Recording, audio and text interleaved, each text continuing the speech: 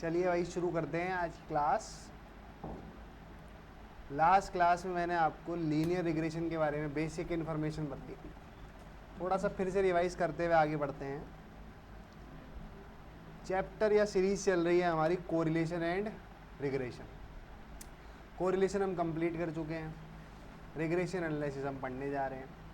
अब भाई रिग्रेशन और कोरिलेशन का थोड़ा सा फिर दोबारा सा एक यूज़ बता देते हैं कि भाई जो रिग्रेशन एनालिसिस है ना वो क्या काम आता है। रिग्रेशन एनालिसिस और कोरिलेशन एनालिसिस करके ही कोई भी दो वेरिएबल्स के बीच में क्या रिलेशन है ये पता करते हैं हम। तो रिग्रेशन एनालिसिस से हम क्या डेवलप करते हैं, रिलेशन बिटवीन वेरिएबल। ये कल की क्लास में देखा था, लास्ट क्लास में, क्या आपके पास कोई एक्स वेरिएबल है, कोई वाई वेरिएबल है, दोनों में क्या रिलेशन है, ये किसे डेवलप करते हैं हम, रिग्रेशन एनालिसिस से। कोरिलेशन क्या बताता था, कोरिलेशन बताता है कि जो वो एक्स वाई के बीच में रिलेशन है ना उसकी स्ट्रेंथ कितनी है, कि वो रिलेशन कितना मजबूत है ना। दोनों से मिलकर हमें कोई डिसीजन लेने में मदद मिलती है। जैसे मान लो कि एक्स आपका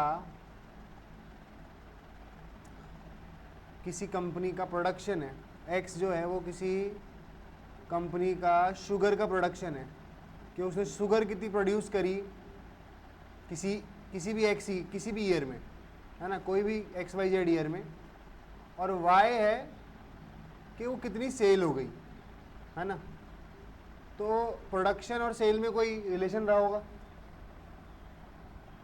इस रिलेशन को डेवलप करने में किसकी मदद ली हमने, रिग्रेशन एनालिसिस की। और ये रिलेशन कितना मजबूत है ये चेक करने में हम क्या निकालेंगे, आर, कोरिलेशन कोएफिशिएंट निकालते हैं, जिससे हमें ये पता चलता है कि ये जो रिलेशन है ये इसकी स्ट्रेंथ कितनी ज़्यादा है, कि भैया रिलेशन तो है पर ये कितना पावरफुल रिलेशन है कि ये आगे भी काम करेगा क्या, ऐसे जैसे अभी काम कर रहा है।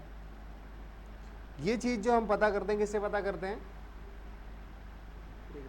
दोनों के हेल्प से, रिग्रेशन से और कोरिलेशन से। तो यही ऐसा हमारे साथ लिखा हुआ है कि professional business decision are based on prediction of future events, कि फ्यूचर में क्या होने वाला है, ये जो प्रिडिक्शन है किससे की जाती है, रिग्रेशन एनालिसिस की। To have this prediction, managers got to rely on relationship between already known what is estimated, और फ्यूचर के जो डिसीजन है वो किस भी आप पे ले जाएंगे कि जो प्रेजेंट के रिलेशन हमारे पास मौजूद है। तो knowledge on regression and correlation help manage in this regard. तो ये जो रिलेशन मिलता है हमें, इसके रिगार्ड से हम क्या करते हैं, फ्यूचर के डिसीजन लेने में मदद मिलती है हमें बेसिकली। ठीक है, फिर मैंने आपको बताया था कि अगर कोई एक्स सीरीज़ है आपके पास 2, 3, 4, 5, एग्जाम्पल के लिए कोई वाई सीरीज़ है, ऐसे लिख देते हैं अपन 9, 13, 17, 21। तो यहाँ कह सकते हो सर एक्स वाई में रिलेशन कैसा है, सर एक्स वाई में रिलेशन है यहाँ पर y इज इक्वल टू है 4x + 1, कि x को जैसे ही आप यहाँ 2 पुट करोगे, 4 2 जा 8, 8 + 1 9, 3 4 जा 12, 12 + 1 13, 4 16 + 1 17। तो ये एक्स वाई में रिलेशन मिल गया मेरे को, यहाँ पे दिख रहा है, ये तो देख के मैंने बना दिया फटाफट से। तो यहाँ पर ये जो रिलेशन है इसमें जो y है जिसकी वैल्यू फाइंड की जा रही है by the help of x, तो जिसकी वैल्यू फाइंड की जाती है वो कौन होता है आपका, डिपेंडेंट वेरिएबल। कौन होता है भैया, डिपेंडेंट वेरिएबल। और जिससे फाइंड की जा रही है वो कौन है, इंडिपेंडेंट वेरिएबल। बोलो सही है क्या बात। तो एक रिग्रेशन एनालिसिस जो रिलेशन मिलता है एक्स वाई में, उसमें अगर y फाइंड किया जा रहा है विद रिस्पेक्ट टू x, तो y कौन होता है, डिपेंडेंट, x कौन होता है, इंडिपेंडेंट। समझ गए बात। ठीक है सर, ये बात भी कल हम क्लास में देख चुके थे, रिवीजन हो गया फिर से इसका कि through regression analysis business manager predict variable represent in the black box. ऊपर जो ब्लैक बॉक्स है उसको यहाँ पर जो ब्लैक और ब्लू बॉक्स है ना तुम्हारी बुक में बताए गए हैं जो, ठीक है ना, ये एस्टिमेटेड ब्लैक बॉक्स को यहाँ पर क्या बोल रहे हैं, ये डिपेंडेंट बोल रहे हैं और ग्रीन बॉक्स को क्या बोल रहे हैं, इंडिपेंडेंट। तो वो कंसेप्ट है अपने अपने पर। यहाँ पर जो मेन कंसेप्ट है वो ध्यान रखना है तुम्हें कि इक्वेशन में जो वैल्यू फाइंड की जा रही है वो डिपेंडेंट और जो जिससे निकाली जा रही है वो इंडिपेंडेंट। हाँ भाई, अब ऑब्जेक्टिव ऑफ रिग्रेशन एनालिसिस क्या है। पहला ऑब्जेक्टिव है explaining the variation in the dependent variable as a result of using number of independent variable. कि भैया डिपेंडेंट वेरिएबल और इंडिपेंडेंट वेरिएबल में क्या मतलब वेरिएशन कितने का आ रहा है, कि भैया कि x अगर 2 है ना तो y उसके रिस्पेक्ट में कितना बड़ा है ना। रिलेशन जैसे यहाँ पर अगर मान लो आपकी y और x की इक्वेशन है 8x + 2, तो यहाँ पर जैसे ही मैं x को 2 ले रहा हूँ तो y कितना आ रहा है मेरा,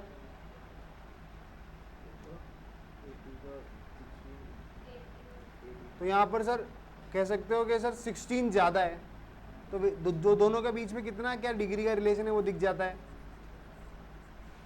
describe the nature of relationship precise manner means of regression equation. और जो रिलेशन है ना वो एक इक्वेशन की फॉर्म में मिल जाता है, छोटा सा, ज़्यादा रामायण लिखनी पड़ती, बस एक छोटी सी इक्वेशन लिखेंगे और हमें दोनों के बीच में क्या मिल जाता है, रिलेशन मिल जाता है। It is use to prediction and forecasting problems. मतलब भविष्य में क्या होने वाला है, जो दोनों वेरिएबल हैं वो आज प्रेजेंट में जैसे बिहेव कर रहे हैं और भविष्य में कैसा बिहेव करेंगे, उसकी फोरकास्टिंग करने में क्या मिलती है, मुझे मदद मिलती है। It help remove unwanted factors. और फालतू के जो किसी चीज़ में जो और फैक्टर्स होते हैं ना, कि भैया जैसे मान लो हमने किसी कंपनी में प्रोडक्शन देखा और उसकी सेल्स देखी, अब हमें ये नहीं पता चल पा रहा कि यार ये जो सेल है ना लास्ट मंथ जो थी ना ये किस वजह से इतनी ज़्यादा हुई। तो रिग्रेशन एनालिसिस में है ना जो मेन कॉज है ना सिर्फ वही दिखाई देते हैं, है ना, जो मेन कारण है ना वही दिखाई देते हैं। फालतू की और जो बातें होती हैं ना वो साइड हो जाती है। मतलब अनवांटेड फैक्टर्स हमें नहीं मिलेंगे, इक्वेशन मिलेगी और इक्वेशन में जो होगा ना वो सब क्या होगा, हमारे लिए बहुत काम का होगा। अनवांटेड फैक्टर्स नहीं मिलेंगे हमें।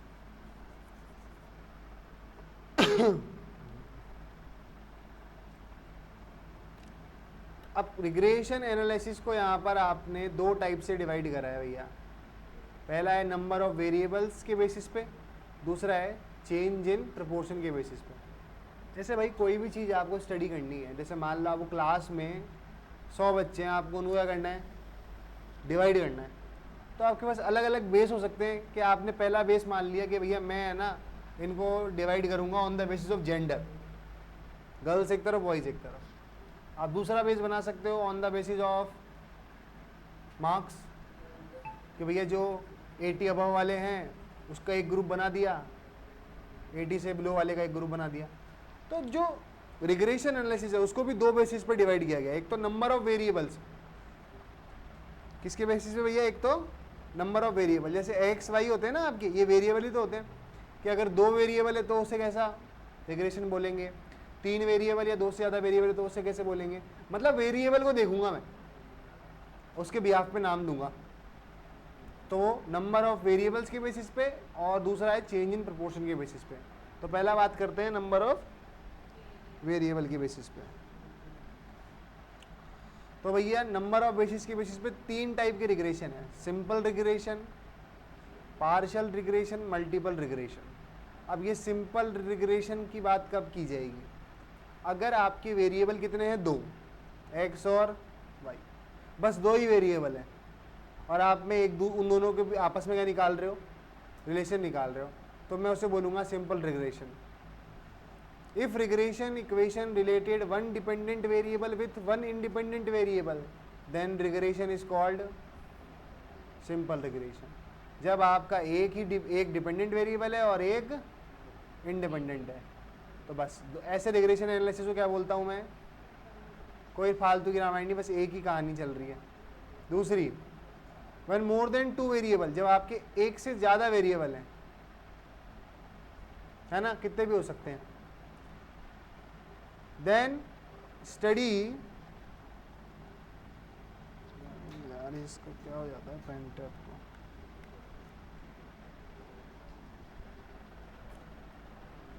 when more than 2 variable are studied in a functional relationship between relationship only 2 variable, कि भैया आपके पास है ना, मान लो चलो अपन ले लेते हैं सर, हमारे पास 4 वेरिएबल है, कितने वेरिएबल है, 4, x y z w, ठीक है, 4 वेरिएबल है।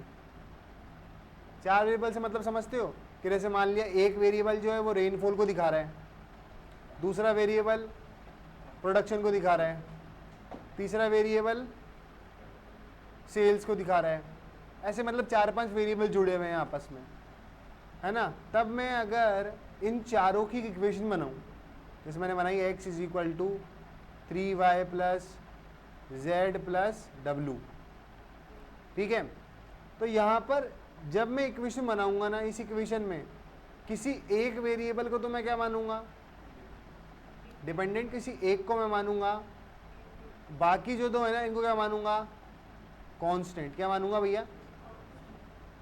तो ऐसी इक्वेशन, या मतलब जब आप एक से ज़्यादा 2 से ज़्यादा वेरिएबल पढ़ते हो ना, तो आप बारी बारी से 2-2 का बनाते हो, और बाकी जो बच गए ना उनका ट्रीट करते हो, कांस्टेंट ट्रीट करते हो। तो ऐसी रिग्रेशन एनालिसिस को क्या बोला जाता है, पार्शियल रिग्रेशन।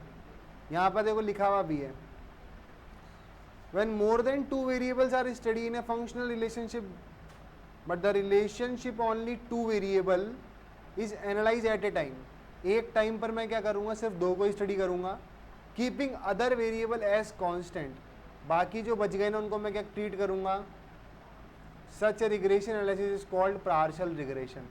ऐसे रिग्रेशन एनालिसिस क्या बोलते हैं हम, पार्शियल रिग्रेशन बोल देते हैं। सही है क्या बात यहाँ तक भैया।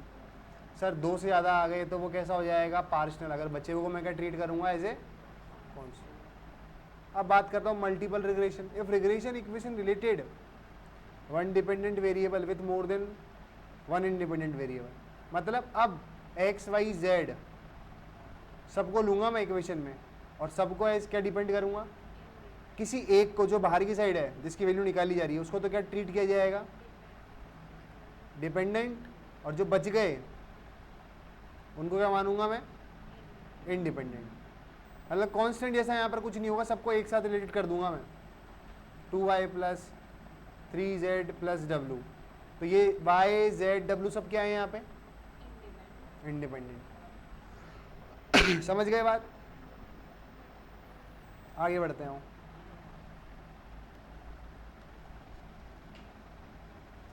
अब बात करते हैं लीनियर रिग्रेशन और नॉन लीनियर रिग्रेशन। इसको देखते हैं हम ग्राफ के बेसिस पे।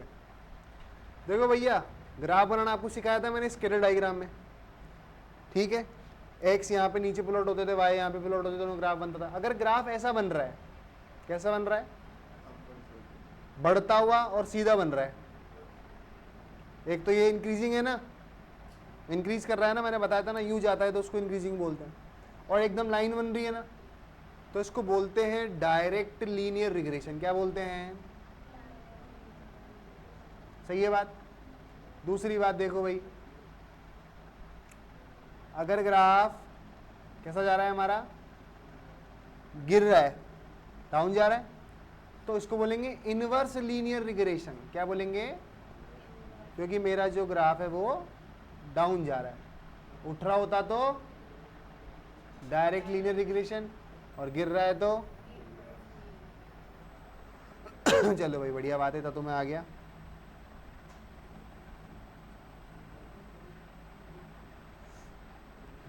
अब बात करते हैं, अब है ना जो ग्राफ बनाना वो स्मूथ बना, थोड़ा सा लीनियर नहीं बना, कर्व बना है ना। जब पॉइंट्स को मिलाया ना मैंने तो क्या बना, कर्व बना। तो ये बढ़ता हुआ कर्व है, उठता हुआ, मतलब तुम नोटिस करो चीज यूं जा रही है तो क्या है, बढ़ रही है, पर कैसे बढ़ रही है, कर्व के मोशन बढ़ रही है। तो ये कैसा हो जाएगा, डायरेक्ट कर्वी लीनियर रिग्रेशन। और उसके बाद अगर मैं बात करूँ नीचे जाएगा तो इन्वर्स कर्वी लीनियर इक्वेशन। यहाँ तक तो ये सीधा सीधा बेसिक थ्योरी थी बस, अब हमारा काम होगा, ये मैंने आपको बता ही दिया, अगर इक्वेशन है y is equal to A plus B X, तो यहाँ पर x क्या है मेरा, इंडिपेंडेंट वेरिएबल है, और y क्या है मेरा, डिपेंडेंट वेरिएबल। चलो भाई, अब हम लिखेंगे, अब हम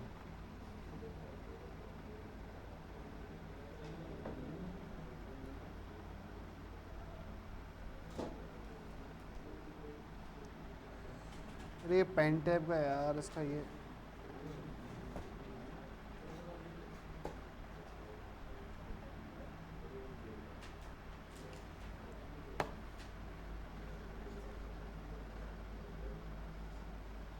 प्रियांशु को बुला एक बार। प्रियांशु,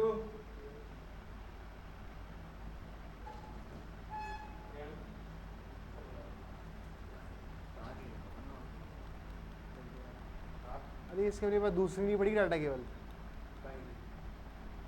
ये वाली पेन टैब की मंगवाओ, नहीं मंगवाओ, इसकी ख़राब हो रखी है, बहुत ज़्यादा मिलती है। वीडियो में रिकॉर्ड होता है, क्या बात है। हो जाने दो तो रिकॉर्ड, कोई बात नहीं,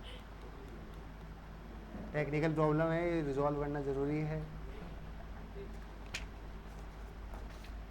दुनिया को मत बताओ।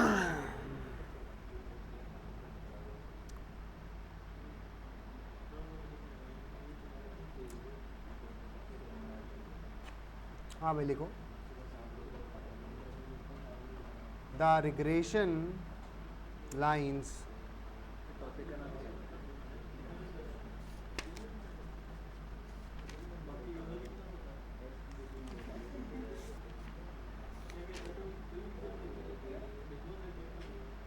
How to draw regression line.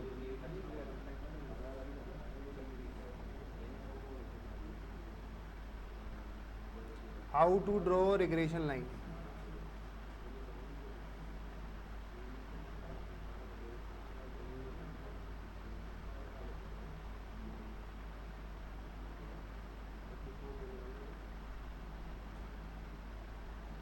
तो इसके दो मेथड हैं।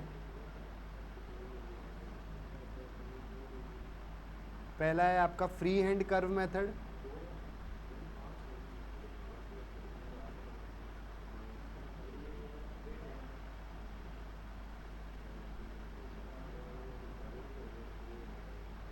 और दूसरा है आपका the method of least square.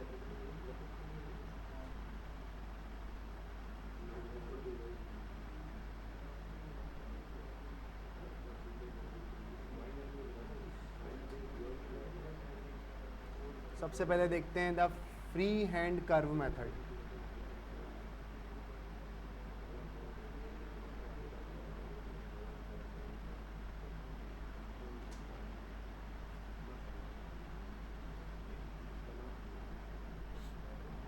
Example से देखते हैं।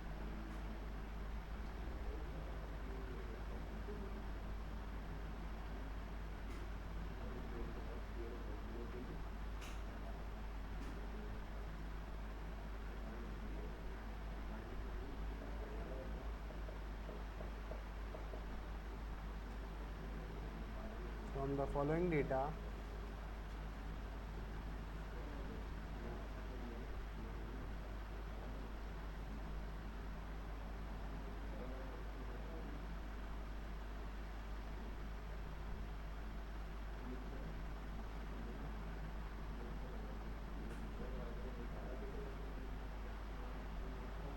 draw a regression line y on x। क्या बोला मैंने यहाँ पर, रिग्रेशन लाइन बनानी है आपको y on x। Y dependent है। हाँ, तो अब y on x की बात जब भी की जाएगी ना, तो आपको यहाँ पर इसका मतलब क्या समझना है। यहाँ पर सीधी सी बात है कि y जो है वो क्या है, डिपेंडेंट है, और x जो है इंडिपेंडेंट। मतलब x एक्सिस किसको लेना है आपको, हाँ x वाले को। तो यहाँ डाटा दिया हुआ है आपको, x इज इक्वल टू दिया हुआ है 10, 16, 24, 36, 48 और y गिवन है आपको 20, 12, 32, 40, 55।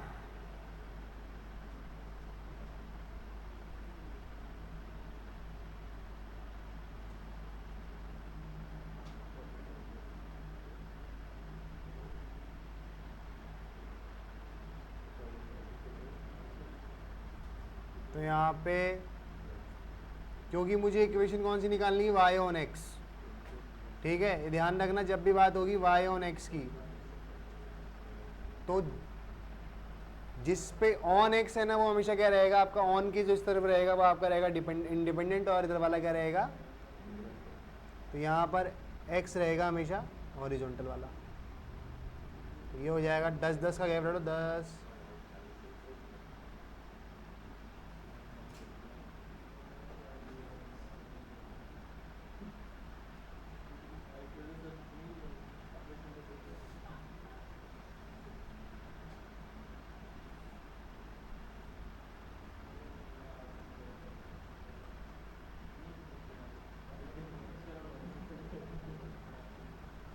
और इस तरह से नहीं किया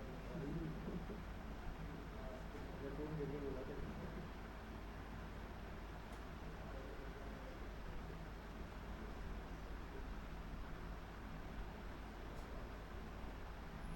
हाँ भाई, जैसे यहाँ पर 10, 20, तो 10, 20 यहाँ आ जाएगा, 16, 12, तो 16, 12 ये रहा, यहाँ 15 अप्रॉक्स 16,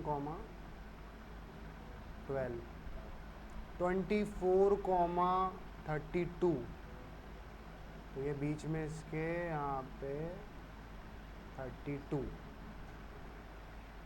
36, 40, ऐसा तो मैं नहीं हो रहा है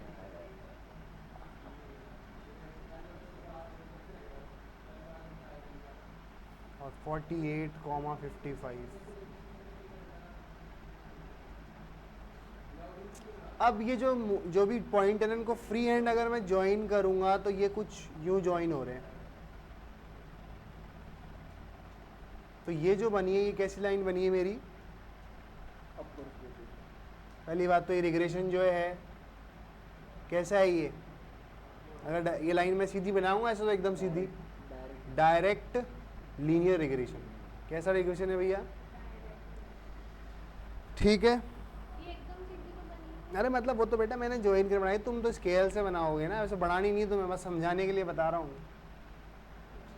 फ्री हैंड में क्या करते हैं, एकदम सीधी लाइन बनाएंगे जिस डायरेक्शन में पॉइंट्स जा रहे हैं।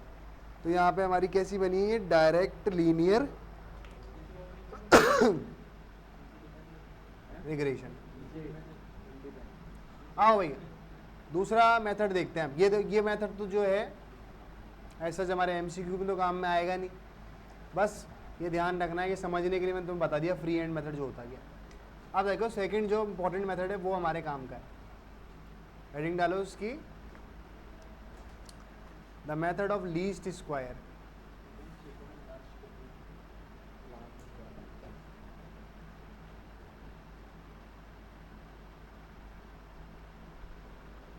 तो यहाँ हम लाइन ड्रॉ नहीं करते, हम लाइन की इक्वेशन फाइंड करते हैं। क्या फाइंड करते हैं, हम यहाँ फाइंड करते हैं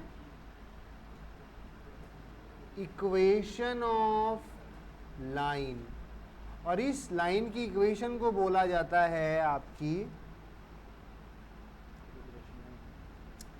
best fit, the line of best fit, line of best fit. क्या बोला जाता है भैया, लाइन ऑफ बेस्ट फिट। जो लाइन इन पॉइंट्स के बीच में सबसे फिट बैठती है, वही मतलब है कि मतलब जो आपकी रिग्रेशन है ना वो एकदम एक्यूरेट फिट होगी, मतलब सबसे बेस्ट लाइन होगी वो, तो वो हम बनाएंगे नहीं, उसको हम फाइंड करेंगे। अब उसको फाइंड करने का मेथड क्या है भैया, देखो तो पहले हम दो केस पढ़ेंगे, एक बार y ऑन x देखेंगे और एक बार x ऑन y देखेंगे। तो पहले देखते हैं केस 1।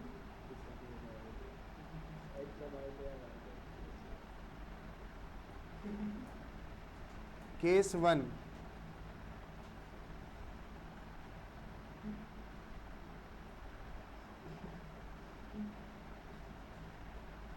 जिसमें हम देखेंगे y ऑन x लाइन कैसे फाइंड करते हैं। y ऑन x वाली लाइन जनरली कैसे दिखेगी, ऐसी y is equal to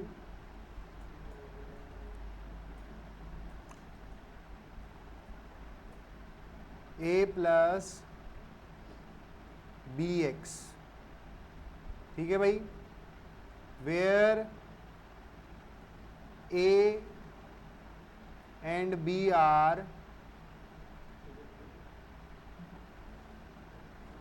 constant. A और बी क्या है आपके यहाँ पे, कांस्टेंट है। अब आपको देखो भाई y और x तो गिवन होते हैं, तो हमारा काम क्या है, हमारे को ये a और b फाइंड करने पड़ते हैं। क्या फाइंड करने पड़ते हैं, ये a और b। मतलब ये कांस्टेंट अगर मुझे पता लग जाए ना, तो मैं उन दोनों में क्या बता सकता हूँ, रिलेशन बता सकता हूँ। तो भैया जो b फाइंड किया जाता है वो फाइंड किया जाता है इस फॉर्मूले से, b is equal to summation of x y minus n x bar y bar upon summation of x square minus n x bar का होल स्क्वायर,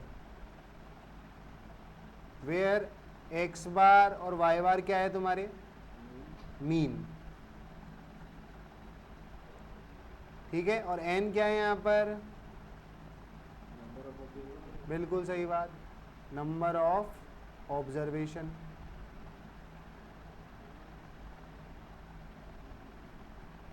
और जो a फाइंड किया जाएगा वो फाइंड किया जाएगा y बार माइनस बी एक्स बार। ठीक है भाई, ये दोनों फॉर्मूले आपको इंपॉर्टेंट है। अगर आपको b और a पता लग गए, और क्योंकि मैं y ऑन x के लिए फाइंड कर रहा हूं ना, तो यहां पर ये जो b है ना, इसको बोला जाएगा बी एक्स वाई। ठीक है भाई, बी वाई एक्स, सॉरी, क्योंकि y ऑन x के लिए फाइंड कर रहा हूं ना, तो इसको मैं यहाँ पर बी वाई एक्स से भी डिनोट कर सकता हूँ। और हाँ, अभी समझाएंगे, पहले एक बार नाम समझ लो। और इसको मैं ए वाई एक्स बोल सकता हूँ, क्योंकि यहाँ पर जो y ऑन x के लिए फाइंड करा है ना, इसलिए। आओ अब इसके क्वेश्चन करते हैं।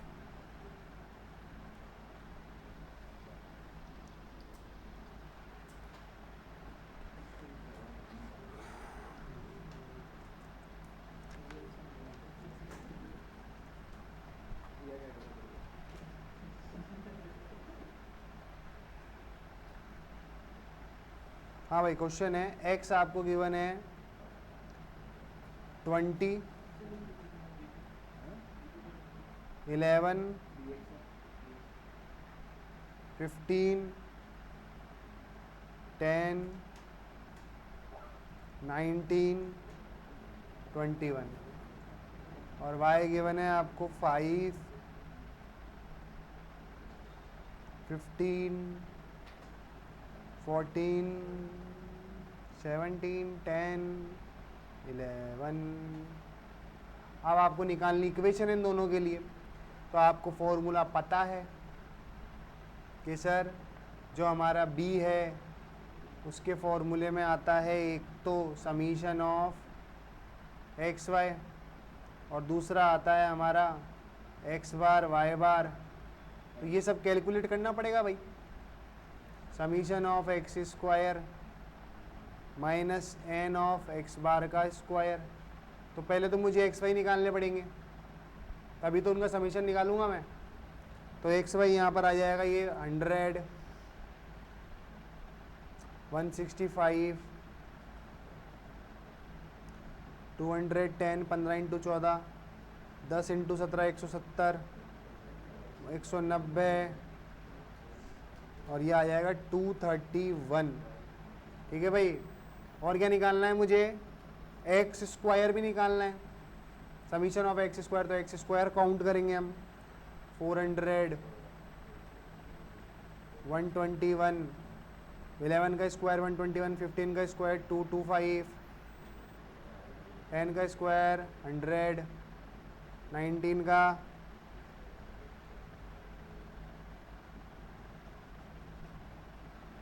अब क्या दिक्कत है? एक्स बार निकाल लो। Summation of x i upon n. हाँ भाई, समीशन ऑफ एक्स आई क्या आ रहा है? 20 plus 11 plus 15 plus 10 plus 19 plus 21,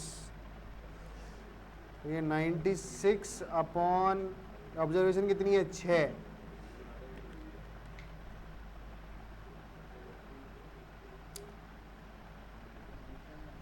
सोलह आ गया भैया। वाई बार देख लो क्या आ रहा है।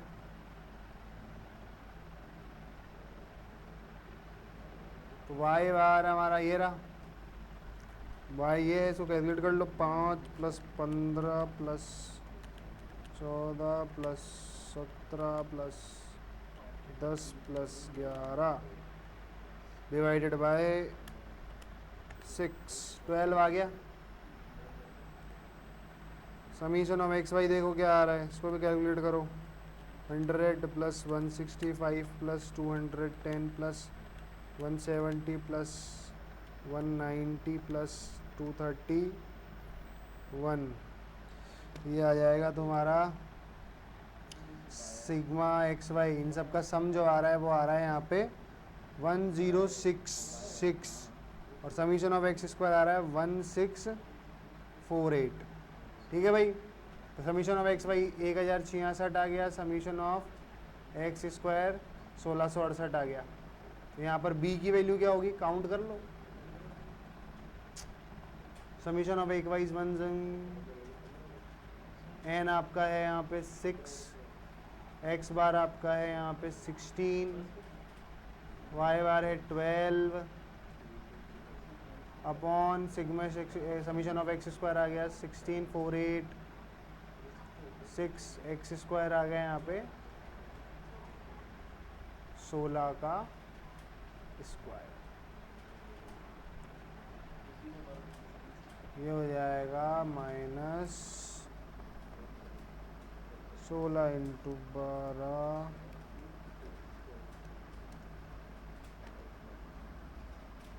इंटू 6, 1152 अपॉन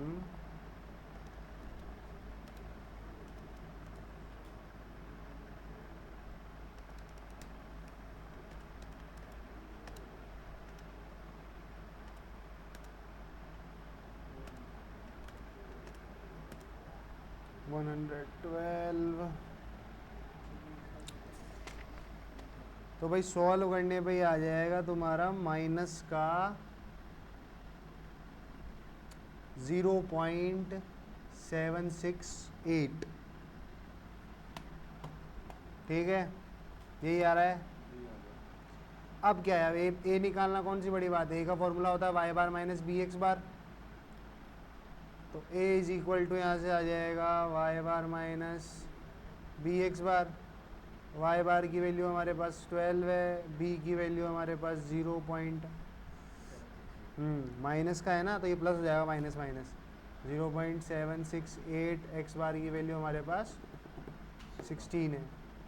तो सॉल्व करने पर ए की वैल्यू आ जाएगी आपकी 24.288। तो आर रिग्रेशन लाइन आ जाएगी यहाँ पे। Regression line is y on x is equal to y। A equation क्या बताई थी मैंने तुम्हें? यहाँ पे देख लो भैया, इक्वेशन बताई थी y is equal to A plus B X. तो a की वैल्यू हमारे को मिल गई है 24.288 प्लस बी एक्स था, पर b की वैल्यू कितनी माइनस में, तो 0.768 और x की जगह x आ जाएगा बस।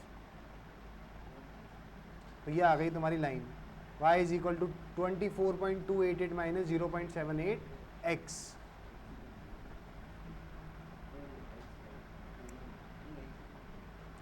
तो भाई ये ध्यान रखना है हमें, जहाँ पर y हमारा डिपेंडेंट है और x हमारा, हाँ जी, तो गिवन नहीं है सर, कहाँ है गिवन x? नहीं है वही तो है। हाँ तो बस x x ही रहेगा, इक्वेशन बनानी है ना x y में, y की जगह y और x की जगह x। ठीक है,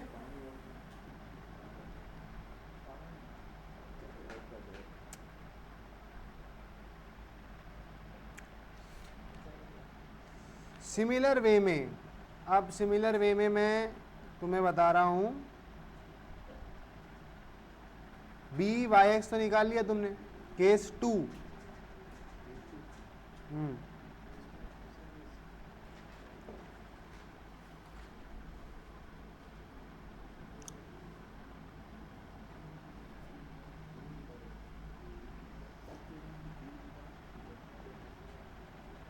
जब आपको इक्वेशन निकालनी हो x ऑन y,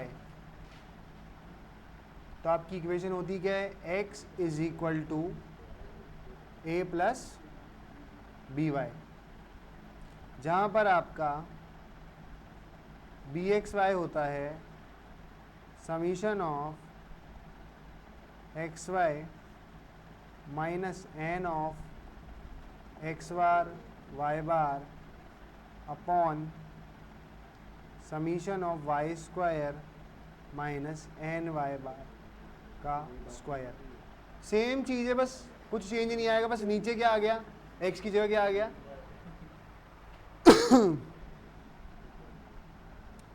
ये तो आपका b निकल गया, और a जो होता है वो क्या होता है आपका x बार माइनस बी वाई बार। समझ गए बात भाई?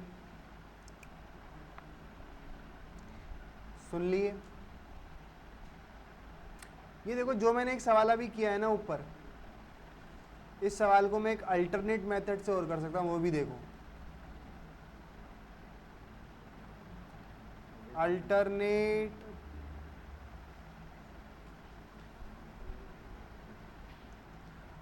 मेथड में क्या होता है भैया, हमें y is equal to A plus B X, उसके लिए ए बी की वैल्यू चाहिए हमें।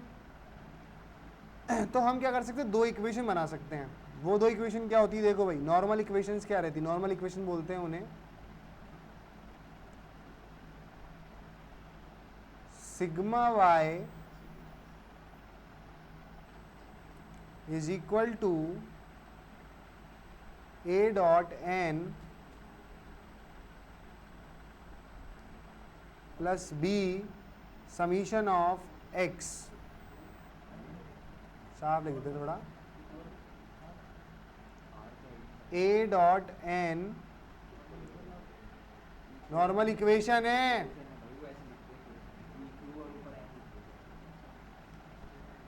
बी डॉट समीशन एक्स, एक इक्वेशन ये रहती है।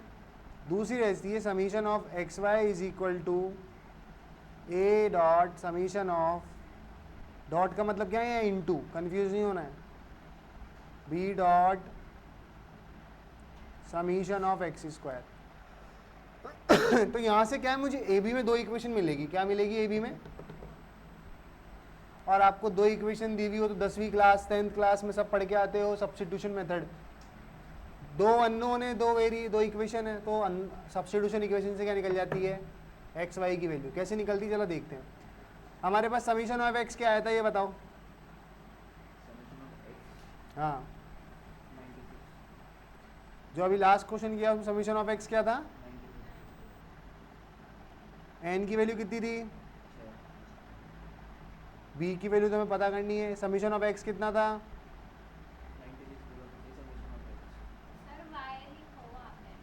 अच्छा वाई, समीशन ऑफ वाई कितना था, तो 72।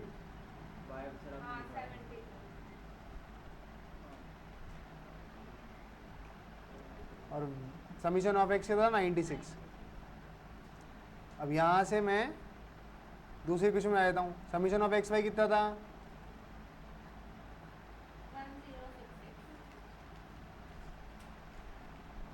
1066 summation of x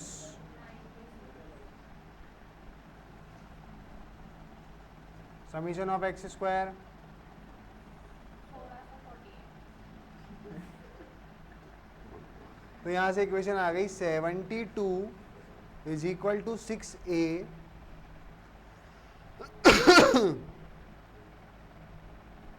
plus 96b और दूसरी इक्वेशन आ गई 166 96a प्लस 1648b। ये वन इक्वेशन, ये सेकंड इक्वेशन। मैं तुम्हें सिर्फ और सिर्फ समझा रहा हूँ कि इक्वेशन वाला भी एक कंसेप्ट है। वैल्यूज दे दे तो एमसीक्यू ऐसा तुम्हें आएगा नहीं कि तुम्हें ऐसे इक्वेशन सॉल्व करनी पड़ेगी, पर अब बना दिए तो इसको सॉल्व करके दिखा देते हैं एक बार। तो by equation 1 72 minus 96b upon 6 is equal to a आ जाएगा क्या? 96 को उधर भेज दिया। अरे तो अभी तो ए निकाला, तो अभी तो सब्स्टिट्यूट करेंगे दूसरी इक्वेशन में। यहाँ से फर्स्ट इक्वेशन से मैंने ए की वैल्यू निकाल ली, इसको सब्स्टिट्यूट करा मैंने किस में? सेकंड में।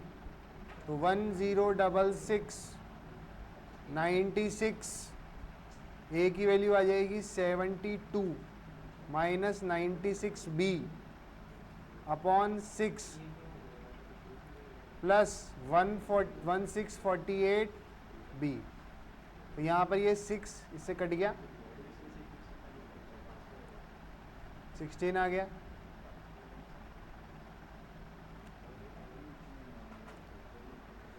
सिक्सटीन इंटू 72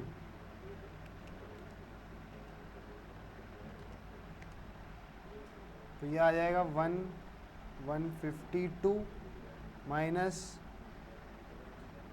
96 मल्टीप्लाई 16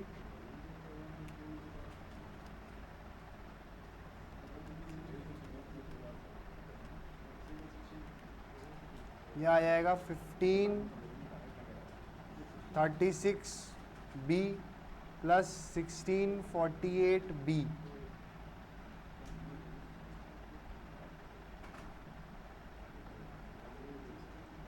तो यहाँ पर 1066 माइनस 1152 और यहाँ बी वाले माइनस हो जाएंगे, माइनस 1536b प्लस 1648b, तो प्लस माइनस माइनस हो जाएगा ये। तो 1648 माइनस 1536 यह आ गया 112b और इन दोनों को माइनस करूँगा तो 1066 माइनस 1152 86 माइनस का 86, तो ये अपॉन 1112। तो ये b की वैल्यू आ जाएगी तुम्हारी वही माइनस का 0.767 आ गई b की वैल्यू। अब इस b की वैल्यू कहाँ रख दो? यहाँ पे 90 ये था ना, a is equal to 72 minus 96b upon 6, तो यहाँ पर b की वैल्यू रखोगे तो a आ जाएगा। ठीक है भाई। तो इक्वेशंस रहती है ये, जब क्या है x on y on x की बात हो रही है तब इक्वेशन ये रहती है। ये किस केस में है? y ऑन x के लिए। x ऑन y के लिए क्या रहती है इक्वेशन? तो यहाँ पे इक्वेशन वाला इक्वेशन भी लिख लेते हैं हम।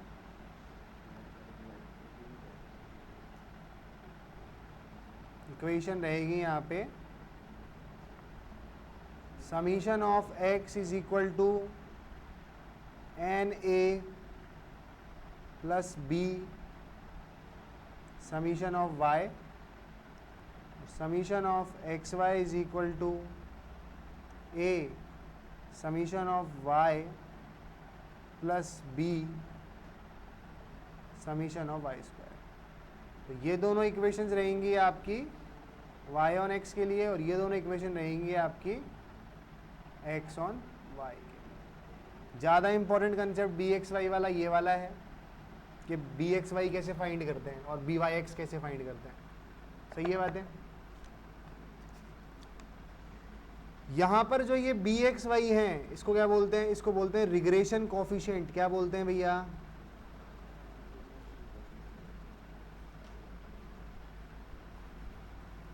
Regression coefficient x on y, regression coefficient of y on x।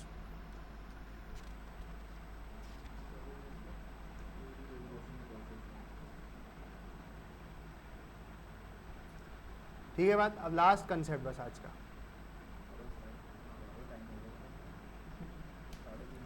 If B x Y मेरे पास है, ठीक है, देन लाइन क्या होती है आपकी? लाइन रहेगी आपकी y माइनस वाई बार। पहली बात तो अगर बी एक्स वाई है तो मैं कौन सी इक्वेशन निकाल रहा हूँ? x on y। सही है क्या बात?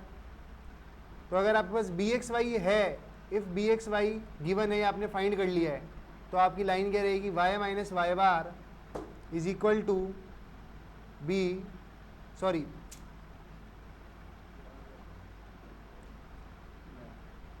x ऑन y तो सही था यहाँ पे,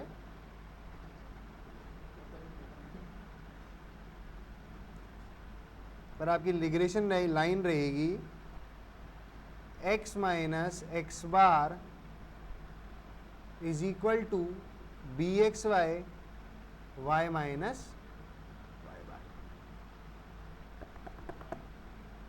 यहाँ पर a निकालने की जरूरत नहीं है, डायरेक्ट निकल जाती है। तो वो ये कंसेप्ट है, इफ बी एक्स वाई हमारे पास है और इफ बी एक्स वाई है तो बी वाई एक्स है तो सॉरी, तो लाइन कौन सी आएगी? पहले तो ये बताओ। वाई ऑन एक्स आएगी और लाइन रहेगी आपकी Y minus Y bar is equal to B Y x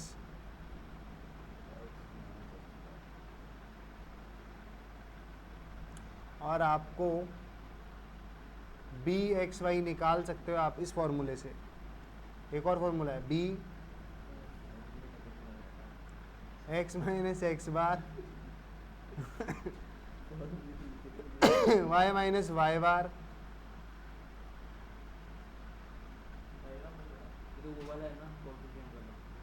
upon summation of x minus x bar का होल स्क्वायर। हाँ कुछ वैसा ही है। बी वाई एक्स निकल जाएगा आपका, अरे यार ये गलत लिख दिया, इंटरचेंज कर दिया, यहाँ पर वाई एक्स आएगा। Sorry for that.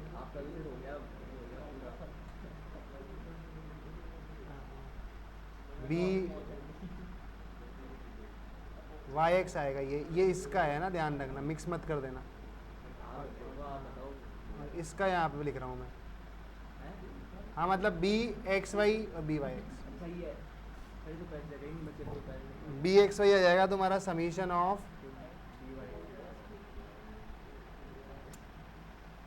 X minus x bar का y minus Y bar upon summation of y minus Y bar का। सही है क्या बात? तो तुमने बी वाई एक्स के दो फॉर्मूले देखे, लाइन निकालने के भी दो तरीके देखे। वो वाला फॉर्मूला कब लगेगा? जब तुमने बी वाई एक्स उस वाले कंसेप्ट से निकाला है। तो फॉर्मूले याद करने हैं, नोट करने हैं, क्वेश्चंस कल और करेंगे। आज की क्लास में इतना ही। रिग्रेशन लाइन समझ में आ गई? ठीक है भाई, आज के लिए बहुत है।